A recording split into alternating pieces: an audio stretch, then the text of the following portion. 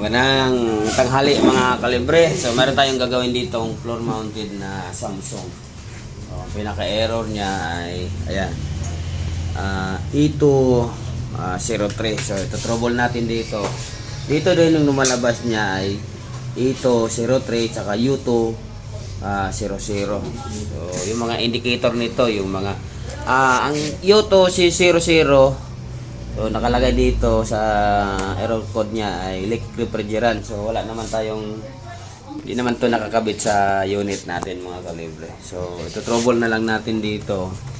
So hanapin natin dito yung discharge or low o pressure switch sa low and high. Saka itong mga sensor i-check natin dito. Saka isang error niya ay nakalagay dito, communication problem. So kumpleto naman tong signal niya, kaya ito trouble natin. Ito na yung ano mo, ano yung sinabi ko kanina, E203 sir, ito na. Running na yung indoor fan motor, ito yung outdoor fan motor, yan o. Sinisting ko na yun dyan.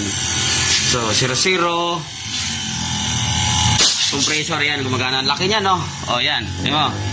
Sir, ilan na sir o. Oh, lakas sir. 5TR to na floor mounted Samsung. So running na. Ayan. Yan, shout out yan sa dalawa nating kasama yan. Ayan o, nakatalikod o. Puro TCL to binabanata nila. Puro TCL yan. So okay na. Ito natin yung pinalitan natin ito. Itong power IC. Taka ito shorted. Ito.